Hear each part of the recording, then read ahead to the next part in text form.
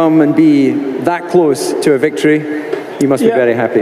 Yeah, I think it was, of course, a very good race for us. The first few laps were quite fun, and then it was like basically just trying to manage your tires. And honestly, I think the car was in quite a good window for, I would say, a half of the race, and then we just picked up a few, let's say, issues with the car, which then prevented me from basically finding that nice rhythm.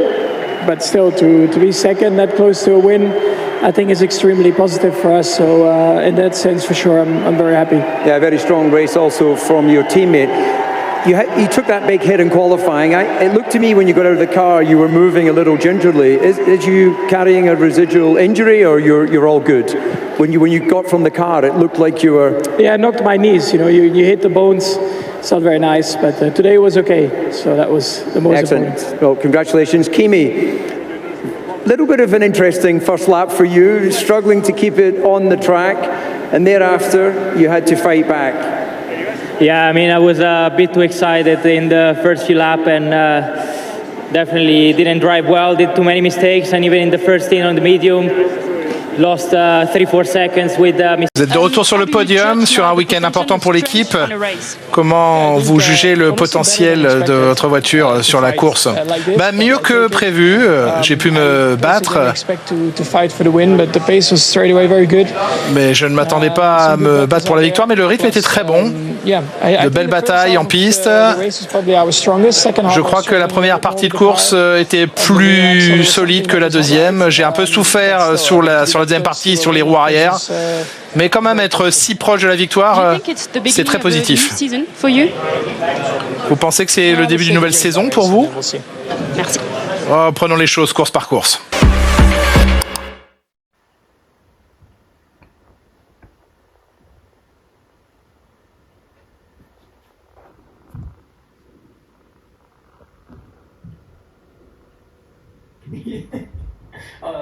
I'll use this one. I'll save this one. Fine aspect of this P2 for you?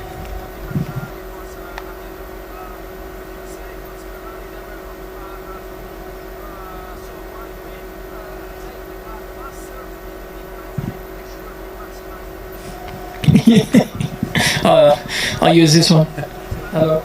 I'll save this one. There are drivers who win races, and then there are drivers who rescue them. On Sunday at the Red Bull Ring, at Red Bull's own home circuit, in front of Red Bull's own management, Max Verstappen did something that reminded every single person in that paddock exactly why he is different. He didn't win. He finished second. And somehow, that was more impressive than if he had. Let's rewind 24 hours. Saturday qualifying. The Red Bull Ring is buzzing. Red Bull has brought a significant upgrade package to Austria, their home race, and all week the energy in the garage has been cautiously optimistic. For a team that has been struggling since the lights went out in Australia, this weekend felt like a turning point. Then turn 9 happened. Verstappen, on his final flying lap of Q3, attacks the corner the way only he can. But the rear of the RB22 steps out, there's no catching it. He slides across the gravel and hits the barriers hard. The car is done, his lap is done, and in an instant, the mood at the Red Bull Ring shifts from cautious optimism to pure damage limitation. He qualified 5th on his team's home circuit, after crashing out in the final moments of the pole shootout. And if that wasn't painful enough, Perez, the other Red Bull, would retire early in the race before the strategy could even breathe. So when the lights went out on Sunday, Red Bull needed someone to save the weekend. And there was only one man left on the grid who could do it. George Russell led away cleanly from pole for Mercedes. Leclerc and Hamilton slotted in behind. Antonelli, championship leader, cool and composed, was tracking the leaders and managing his race perfectly. From 5th on the grid, Verstappen needed to stay out of trouble early, find his rhythm and work, and that's exactly what he did. By lap 10, he was already climbing. By lap 23, he had taken Hamilton for 3rd, effectively 2nd, once Antonelli made his mandatory stop from the lead. The crowd was roaring, and right there, in those middle laps at the Red Bull Ring, you could see it. That look, that pace, that unshakable, mechanical precision that Verstappen carries into every single lap he drives. The strategy played out around him. A VSC for Sainz's stricken Williams gave the midfield something to think about, and Antonelli caught unfortunate timing, pitting just before it. Verstappen emerged from the stops in clean air, tyres working, gap to Russell manageable. And he started to hunt. 8 seconds became 5.5. 5.5 became a conversation.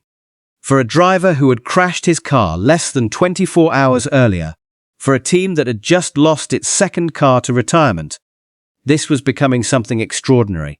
Let's talk about what this actually means, because a P2 in isolation doesn't tell the whole story. Red Bull came to Austria with a car that has been difficult all season.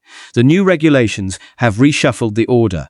Mercedes is fast, Ferrari is fast, McLaren is fast, and Red Bull, the team that dominated this sport so completely that people used to complain about it, has been 4th, 5th, 6th all year long. Verstappen finished 6th in Australia after a qualifying crash. He scored no points in China after a retirement. 8th in Japan. That's where this season has lived for him.